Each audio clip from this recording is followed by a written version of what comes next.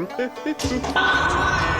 only existing in a splinter of the larger redwood tree we call reality?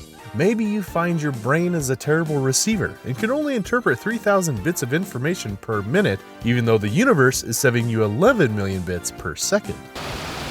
If that's you, then come on down to Discount Realities, where you can pick new and used realities for pennies on the belief system. Luxury realities, boring realities, religious, political ideologues, and many more. And if you're pinching pennies, there's always the economy option. We believe what we see, and then we believe our interpretation of it. We don't even know we're making an interpretation most of the time.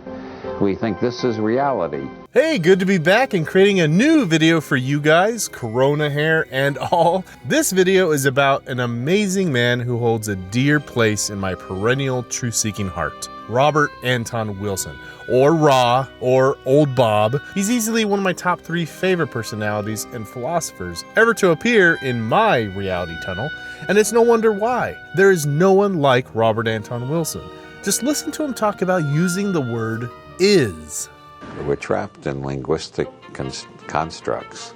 All that is metaphor. You'll find that by dispensing with is and trying to reformulate without is, you just naturally fall into the kind of expression which is considered acceptable in modern science. Also, it's the type of consciousness that Zen Buddhism tries to induce. Instead of thinking the grass is green, to think the grass appears green to me. I don't get embroiled in arguments like Beethoven is better than Mozart or rock is better than soul. I define such things as meaningless. And so people get into arguments like that. I just say, well, Beethoven seems better to me than Mozart most of the time. But I don't say Beethoven is better than Mozart. You just listen to the craziest people on the news and on television, or the craziest columnists in the newspapers. You notice they never say maybe. They're always quite sure. And they always know is. And they never say seems. They always say is. I think if everybody used maybe more often, the increase in general sanity would be absolutely, it would seem absolutely astonishing. About words, they're mostly arguing about whether the words that they apply to the objects they have created out of the infinity of possible objects that could be put together. If these people get to the stage where they're willing to kill one another over the words, they should be put in a nice quiet home in the country with kindly doctors and beautiful nurses and good sedatives. But generally they end up in government mansions and start bombing one another.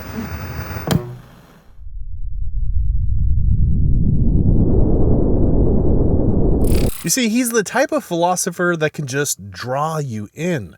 At times, listening to Ra is like jumping on a thought train, driving through the barriers into another dimension, like a fever dream. It seems like every sentence he unfolds is marinated in wisdom, basted in nonsense, folded in a history of pop culture, and deep fried in his unique perspective. And at other times, you try to interpret what the hell he's jabbering on about and wonder what he's saying has any fundamental meaning at all. But guess what? I would wager that Robert Anton Wilson would be the first one to accept both of those interpretations and at the same time. And maybe that's the point. Ra talked and wrote about nearly everything: philosophy, psychology, history, quantum theories, astrology, astronomy, conspiracies, folklore, nothing and everything, and so much more. And maybe it's in that soup of uncertainty where the concepts of reality tunnels and maybe logic find their foothold in Robert Anton Wilson. Old Bob was born in 1932 in Brooklyn and started life in a low-income family, but eventually moved to a nicer upper-class neighborhood in 1945. However, in his childhood, he was diagnosed by the family doctor for having polio. Probably the worst news you could ever get in your childhood. Well, the doctor gave the verdict that he simply would never walk again, and in fact, he would be paralyzed for the rest of his life. Not accepting the fate the medical community bestowed upon them, however, his parents took him to doctor after doctor until they found one nurse who had just been rejected by the local mainstream medical community for practicing a new method called the Kenny method. Ra's parents gave it a shot, even though her community considered it dangerous nonsense, hogwash, and even witchcraft. But you guessed it, he was cured. I've always wondered if perhaps this was the seed that planted a healthy skepticism in old Bob, which led him to questioning science, religion, authority, maybe even the very nature of reality itself. Reality tunnels.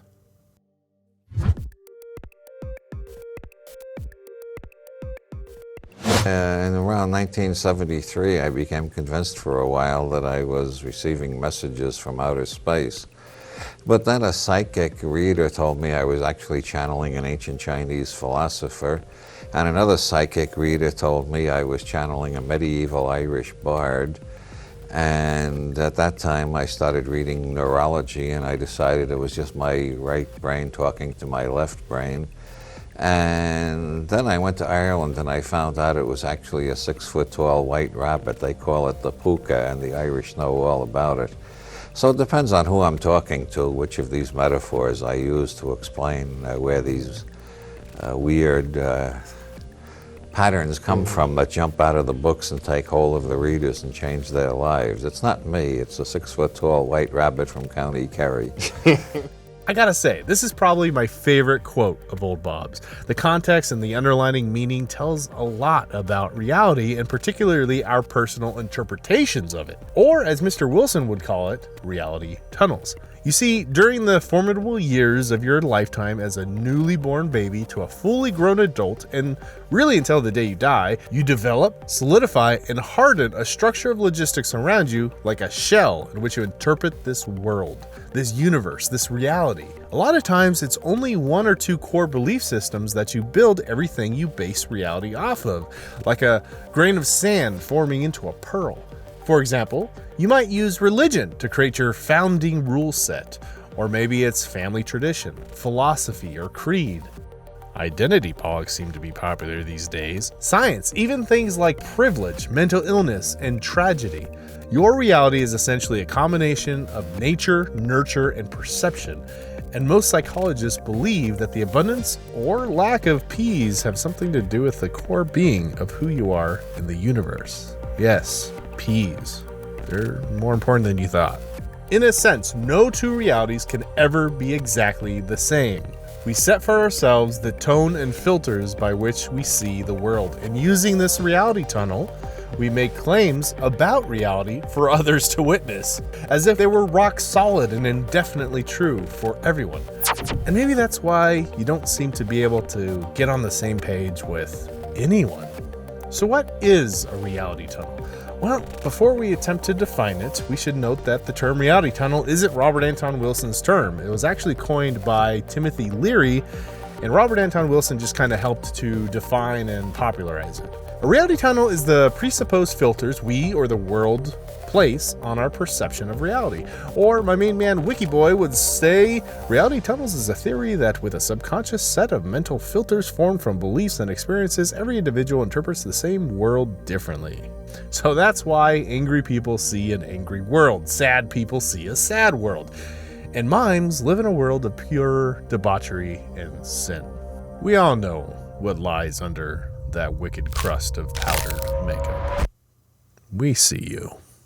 The science of reality tunnels. But here's what's crazy. It may actually go beyond just our perception, education, or psychological filters. There is a science that suggests there is more to reality than we can ever really process with our finite brains. According to information theory from Britannica, our brain processes roughly 3,000 bits of information for every minute that passes. So how many bits of information does our brains actually receive from the universe? 11 million bits of information for every second. Really think about that. As the old saying goes, that's like drinking water from a fire hose. Okay, you ready? Yeah! Open wide! Our brain straight up ignores a crazy amount of information. Take, for example, your nose. For the typical person, the nose on your face is actually in your field of view. Yep, it's there. Look down. Now you can't unsee it. It's just that typically your brain just simply ignores that information. Well, good luck ignoring it now. Sorry. Here's what Robert Anton Wilson says on the subject. We receive, I think, more than 1 billion signals every minute from the environment. Most of them we're not even conscious of receiving. They affect our legs, our arms, our eyes, our ears, our nose, our chest. All this information is pouring in. If we tried to be conscious of all the signals, we couldn't do it, because to be conscious of that many signals simultaneously means we'd only perceive chaos, which is the usual first reaction to LSD. Things turn into chaos, then they turn into different kinds of patterns. The chaos is because we can't handle that much information and organize it rapidly.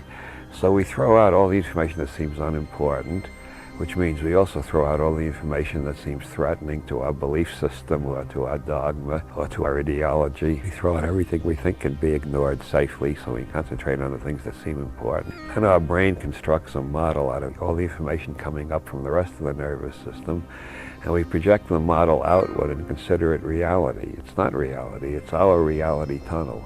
Everybody else in the same room is constructing a different reality tunnel. So, although there certainly would be junk information that is completely irrelevant to our day-to-day life, there is what Ra calls the threatening information that challenges our ideologies. And if it does that, our brain simply just filters it out, and we may never even be aware of it. I often use the metaphor that our universe, our reality, whatever you want to call it, is like the massive Library of Congress that holds over 170 million books. When we come into existence, it's as if we are only allowed to bring with us a small 3x5 card to take notes on.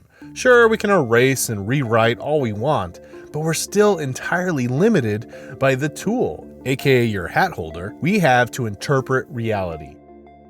The information that exists and our brain's capacity to interpret it is a wide gulf. And I've always wondered if that pairs up with Niels Bohr's Copenhagen interpretation of quantum mechanics. As a matter of fact, Robert Anton Wilson has been quoted that all of his work really is underlined by that theory.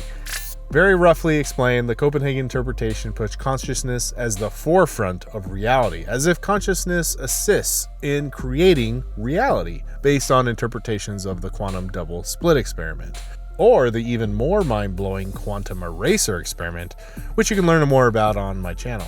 So, it begs the question, if reality is information made manifest through consciousness, and consciousness only interprets so much reality, how much reality is being lost? Maybe it's a stretch, maybe it's not. But one question Old Bob often mentions is that perhaps our brain filters can be disabled. Maybe even that's what psychedelics offer. Maybe logic. So how do we begin to break out of these core structures of reality that nature, nurture, or perception have built for us? Or in other words, how do you break out of a reality tunnel? Maybe logic. Now, again, Old Bob didn't coin the term maybe logic. It originally comes from John von Neumann with quantum logic in 1933, but again, Ra helped to develop and popularize the idea. Perhaps the best way to think of maybe logic is as a statistical way of thinking that never quite reaches 100%. The idea is that to proclaim anything as undeniable true or truth is just absolutely absurd. The best that we can do is to say that it's maybe true, or it's maybe false, or that it's my individual perception that is true or false. Really, it's just to recognize that so many on the earth at one point knew that the earth was flat, and give it a few centuries later, we know the earth is spherical. Or is it? He wants to take us off the edge of the world! There is no edge of the world! Nope.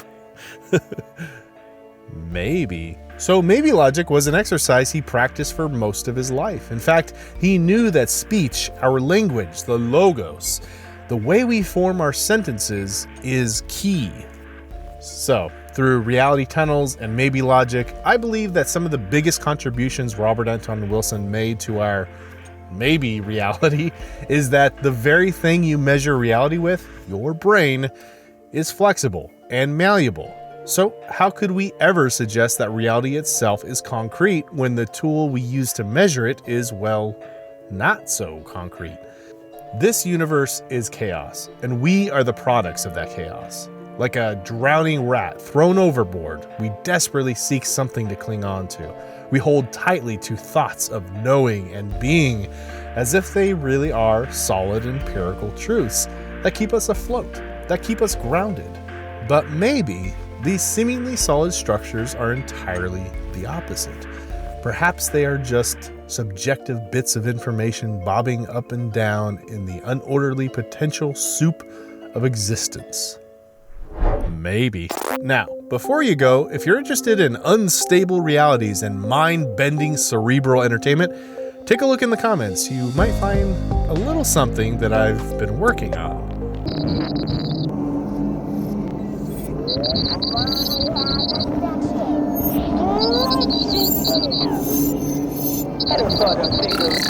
From my reality tunnel to yours, I want to say thank you to everyone who has been supporting this channel, and please like, subscribe, and share. It does indeed go a long way. And until next time, spectacles, testicles, brandy, cigars, you're all decreed as Discordian popes.